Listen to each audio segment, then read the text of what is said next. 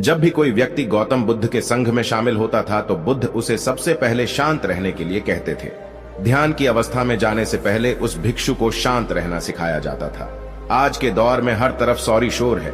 इसकी वजह से दिमाग में तनाव पैदा होना लाजमी है। ऐसे में अगर आप हर रोज कुछ देर मौन रहने का अभ्यास करते हैं तो इससे आपके तनाव पैदा होने वाले हार्मोन के लेवल में कमी आती है। इससे आपका दिमाग शांत होता है, गुस्सा नियंत्रित रहता है और तनाव बढ़ाने वाले हार्मोन्स का लेवल घटता है। आज के इस वीडियो में हम जानेंगे कि किन मौकों पर हमें शांत रहना है और किन मौकों पर हमें बोलना है और शांत रहने से हमारे अंदर क्या बदलाव आ सकता है। दोस्तों, संध्या काल का समय था। गुरु अपने सभी शिष्यों को बुलाते हैं और कहते हैं, कल सुबह सब लोग नदी में स्नान करने के बाद तुरंत हमारी कुटिया के सामने उपस्थित हो जाना। सभी इसी से हैरान रह जाते हैं कि हम लोगों ने कुछ गलती की है क्या, लेकिन गुस्से से यह कहते हैं कि हो सकता है कि गुरुजी कल सुबह कुछ अच्छी बात बताने वाले हैं। सब लोग रात को सही समय पर सो जाते हैं और सुबह उठकर सभी लोग नदी में स्नान करने के बाद वापस गुरुजी के सामने उपस्थित हो जाते हैं। गुरु कहते हैं, आज हम तुम सबको चुप रहने के फायदे के बारे में बताऊंगा। गुरु कहते हैं, 10 मौके जहां पर चुप रहने से होता है लाभ और बोलने से नुकसान। गुरु कहते हैं, अगर आप इन 10 मौकों पर शांत हो गए यानी मौन हो गए तो आप जो चाहेंगे वही मिल जाएगा। आपकी जिंदगी में चमत्कारिक बदलाव शुरू हो जाएंगे। जरूरत से ज्यादा बोलना या चुप रहना दोनों ही अच्छी बात नहीं है। जैसे जरूरत से ज्यादा बारिश हो जाना या फिर धूप दोनों ही दिक्कत देती है, उसी तरह अनावश्यक बोलने से भी काफी नुकसान होता है। गुरु कहते हैं कि पहला ऐसा मौका जहां पर व्यक्ति को चुप रहना चाहिए, बिना तथ्य के ना बोले। गुरु ने कहा, अगर आपके पास कोई तथ्य नहीं है तो वहां चुप रहने में ही भलाई है। चुप बैठने से दिमाग में नई कोशिकाओं का निर्माण होता है और इससे ज्ञान की वृद्धि होती है। बोलने में भलाई वही है जहां आपको किसी चीज के बारे में पूरा ज्ञान हो। अगर आप बिना तथ्य के कहीं बोलते हैं या फिर बेवजह बोलते हैं तो आपका वहां मजाक भी बन सकता है। अगर आपके पास पर्याप्त जानकारी नहीं है, ऐसी जगह पर बोलने से आपका मजाक तो बनी रहेगी, साथ ही साथ लोगों का भरोसा भी आपसे उठने लगेगा। इसलिए ऐसी जगह पर शांत रहो जहां तुम्हें पता ना हो कि क्या बोलना है क्या नहीं। कई बार कुछ लोग ऐसे होते हैं जो हर जगह अपनी उपस्थिति बताने लगते हैं।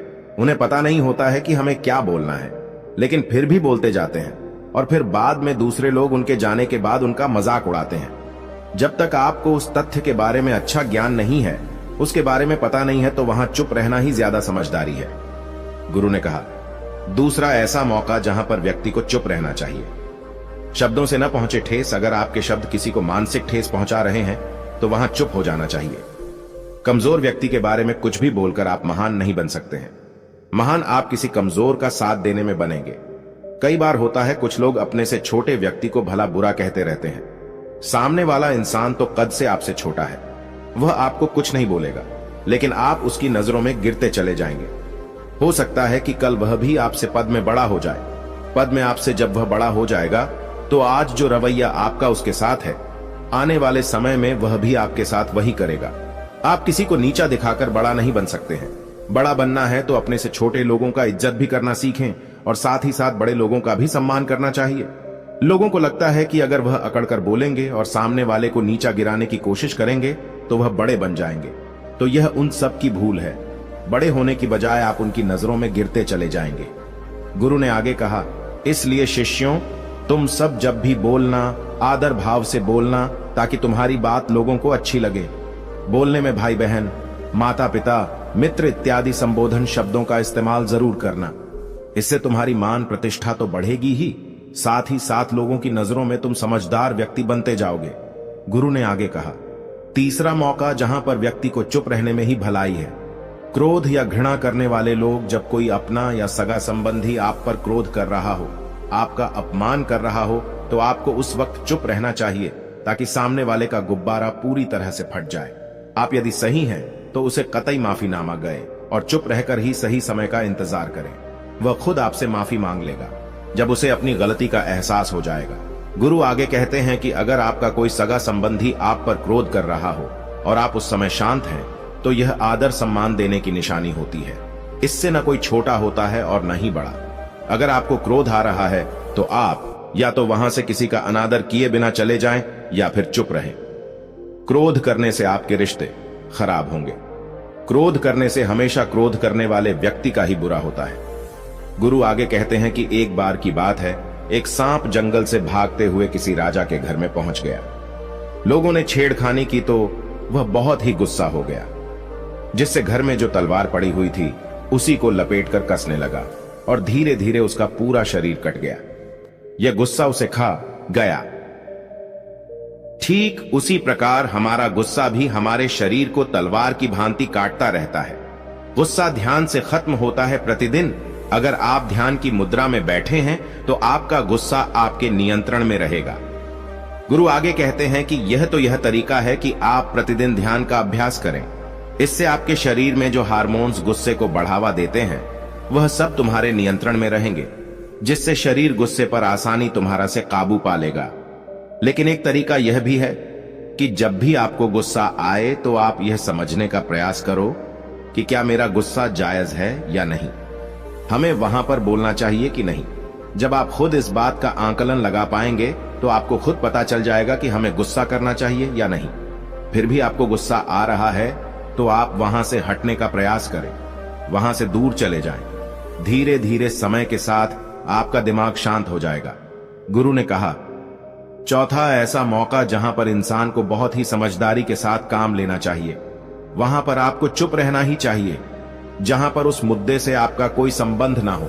अगर आपका किसी मुद्दे से कोई संबंध ना हो तो वहां आपका चुप रहना बनता है। बिना किसी वजह अगर आप दूसरे के मुद्दे पर बोलेंगे तो यह आपके लिए अनिष्टकारी होगा। इसमें केवल और केवल आपका ही नुकसान है। जल्द ही आप किसी दो लोगों के बीच हो रहे विवाद में जल्दी अपनी टांग न डालें। अगर सामने वाला आपको बुला रहा है अपना झगड़ा शांत करवाने के लिए तो ही आप वहां पर जाएं। किसी की व्यक्तिगत जिंदगी में दखल अंदाजी नहीं देनी चाहिए जब तक कि वह व्यक्ति आपको नहीं बुलाता है। अपने झगड़े को शांत करवाने के लिए कुछ लोग फालतू में दूसरे के विवाद में कूद पड़ते हैं। इससे उनके मान सम्मान मर्यादा पर लोग उंगली उठाने लगते हैं। गुरु कहते हैं कि 10 मौकों में 5वां ऐसा मौका जहां पर व्यक्ति को बहुत ही समझदारी के साथ चुप रहना चाहिए। आपके शब्दों से किसी मित्र को हानि न पहुंचे। अगर आपके शब्द सामने वाले के परिवार या मित्रों की प्रतिष्ठा के बारे में बुरी झलक दिखा रहे हैं तो आपको चुप रहना चाहिए। किसी के परिवार या फिर मित्र के बारे में बुरा बोलने से केवल आप ही बुरे बनेंगे। जो चीज आसानी से खत्म की जा सकती है उसे अपने शब्दों से बड़ा न करें।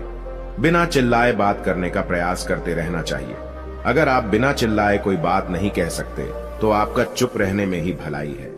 किसी पर चिल्लाने से आपके व्यवहार के बारे में पता चलता है। ज्यादा बोलने से चीजें हमेशा खराब ही होती हैं। कई बार कुछ रिश्ते ज्यादा तेज बोलने की वजह से टूट जाते हैं। इसलिए अपनी आवाज में मीठापन लाएं। आपके शब्दों से आपके दोस्त को हानि नहीं पहुंचनी चाहिए। कभी कभी दोस्तों के जब हम मजाक हैं तो रहे कि आपके शब्दों से किसी का अनादर ना हो। मजाक को भी हमेशा शब्दों के मायने में ही रखें। जहां किसी को शब्दों से चोट लगे वहां चुप हो जाएं। ज्यादा बोलने से हमेशा नुकसान ही होता है। किसी और की प्रतिष्ठा को अपने शब्दों के माध्यम से उसे हानि नहीं पहुंचानी चाहिए। यदि आपके शब्दों से किसी और की प्रतिष्ठा को ठेस पहुंच रही है तो वहां आपको चुप हो जाना चाहिए। जब कोई व्यक्ति आपके सामने नहीं है तो आप उस व्यक्ति के बारे में बुरे शब्द किसी तीसरे व्यक्ति के सामने न बोलें। गुरु कहते हैं, छठा मौका जहां पर व्यक्ति को चुप रहना चाहिए, जब कोई कर रहा हो किसी की बुराई। जब कोई आदमी आपके सामने किसी तीसरे आदमी की बुराई कर रहा हो तब तुम्हें चुप रहकर बस सुनना चाहिए। अपनी राय व्यक्त नहीं करना चाहिए, क्योंकि जो आज आपके सामने किसी तीसरे की बुराई कर रहा है वह कल किसी और के सामने आपकी बुराई भी कर सकता है। यदि आपने कुछ कहा है तो नीति शास्त्र के अनुसार जो अपने मुंह को बंद रखता है और बुद्धि से काम करता है वही इंसान समझदार होता है। बिना जरूरत के बोलना, किसी के बारे में किसी के बीच में बोलना यह गलत बात है। कभी कभी हमारे लिए बुद्धिमानी इसी में होती है कि हमें अपना मुंह ऐसी जगह पर नहीं खोलना चाहिए। गुरु आगे कहते हैं कि 10 मौकों में 7वां ऐसा मौका जहां पर व्यक्ति को चुप रहना चाहिए, जब कोई नहीं समझे आपकी भावना। यदि आपको लग रहा है कि कोई व्यक्ति आपकी भावना, दुख या परेशानी को शब्दों में नहीं समझ रहा है, यदि आपको लग रहा है कि सामने वाला व्यक्ति आपकी भावना या दुख को या आपकी जो परेशानी है उसको वह समझ नहीं पा रहा है या समझने का प्रयास ही नहीं कर रहा है या वह आपको ध्यान से सुन ही नहीं पा रहा है, तो ऐसे व्यक्ति के सामने आप चुप ही रहें, क्योंकि ऐसे लोगों को आपकी भावना या दुख से कोई मतलब नहीं होता है। ऐसे लोगों को अपना राज बताकर आप पछताएंगे ही बाद में। इसलिए हर किसी को अपने मन की बात नहीं बतानी चाहिए। अगर आपको लग रहा है कि सामने वाला आपकी बात को नहीं समझ पा रहा है, आपकी भावनाओं को नहीं समझ पा रहा है, तो वहां पर आपको नहीं बोलना चाहिए, क्योंकि आज में आपका मजाक ही बन जाएगा जब आपको लगने लगे कि सामने वाला आपकी भावनाओं को ठीक तरीके से समझ रहा है, आप जो कह रहे हैं वह ठीक से सुन रहा है, तभी आप उसे अपनी बात कहें। गुरु कहते हैं कि 8वां मौका जहां पर आपको चुप रहना चाहिए, जब कोई इंसान अपना दुख व्यक्त करे। यदि कोई इंसान अपने दुख या परेशानी को आपको बता रहा है, तो इसका मतलब यह है कि वह आपको अपना समझ रहा है। ऐसे में तुरंत ही उसे समाधान बताने के बजाय चुप रहकर उसके दुख या समस्या को सुने। उसके दुख या समस्या को किसी और को न बताएं। वह इसलिए नहीं बता रहा है कि उसकी समस्याओं का समाधान कर देंगे, बल्कि वह इसलिए भी बता रहा है कि सामने वाला उसकी बात को समझ रहा है। कई बार बताने से दुख कम हो जाते हैं। आपको अपना दुख इसलिए बता रहा होगा कि उसे लग रहा है कि आप उसकी बात को समझ रहे हैं। दुख बांटने से कम हो जाता है। इसलिए जब कोई व्यक्ति अपना दुख आपसे व्यक्त करे, तो आप चुप मारकर उसकी बात को बहुत ही ध्यान से सुने, ताकि उसके दुख कम हो जाएं। उसके मन का बोझ हल्का हो जाए, क्योंकि उसके मन में जो भी बातें थी वह आपको सब बता दिया। गुरु आगे कहते हैं कि 10 जगहों में 9 ही ऐसी जगह जहां पर आपको चुप रहना चाहिए। जहां पर दुष्ट प्रकृति के लोग रह रहे हों और गाली गलौज कर रहे हों, तो आप वहां पर मत जाइए। ऐसी जगहों से आप चुपचाप निकल जाएं, अर्थात अपनी प्रतिक्रिया दिए बिना आप वहां से चले जाएं, क्योंकि जिसकी जुबान खराब होती है, जो दुष्ट प्रकृति के लोग होते हैं, उनको आप ऐसे समय में नहीं समझा सकते हैं। जब उनका दिमाग पूरी तरह से शांत हो जाए, तभी वह आपकी बात सुनेंगे। इसलिए जहां पर दुष्ट प्रकृति के लोगों आपकी बात को न मानते हों और न ही सुनते हों, तो आपको वहां पर नहीं बोलना चाहिए। गुरु कहते हैं कि 10 माह ऐसा मौका जहां पर आपको शांत हो जाना चाहिए। अपनी सफलता का राज हर किसी को न बताएं। कई बार होता है कि कुछ लोग जो सफलता को बहुत ही जल्दी अर्जित कर लेते हैं, वे हर जगह अपनी सफलता का ढिंढोरा पीटने लगते हैं। ऐसे में क्या होता है कि कई लोग आपकी सफलता से खुश नहीं होते हैं। अगर आप अपनी सफलता का जबरदस्ती लोगों में ढिंढोरा पिटवा रहे हैं, तो लोगों की नकारात्मक ऊर्जा आपको प्रभावित कर सकती है। जब आप सफल होंगे तो सबको पता चल जाएगा कि आप सफल हो गए हैं। ढिंढोरा पीटने से नुकसान आपका ही होगा। इतना कहकर गुरु ने कहा, शिष्यों, आज के लिए बस इतना ही। अगर तुम सब मेरी इन 10 बातों को अपने जीवन में अपना लेते हो, तो तुम सब काफी हद तक परेशानियों से बचे रहोगे। यहां से जाने के बाद मेरी यह बातें आपके जीवन किसी वरदान से कम साबित नहीं होंगी। दोस्तों, मुझे उम्मीद है इस वीडियो से आपको बहुत कुछ सीखने को मिला होगा। अगर आप नए हो तो हमसे जुड़ने के लिए इस चैनल को सब्सक्राइब करना मत भूलिएगा।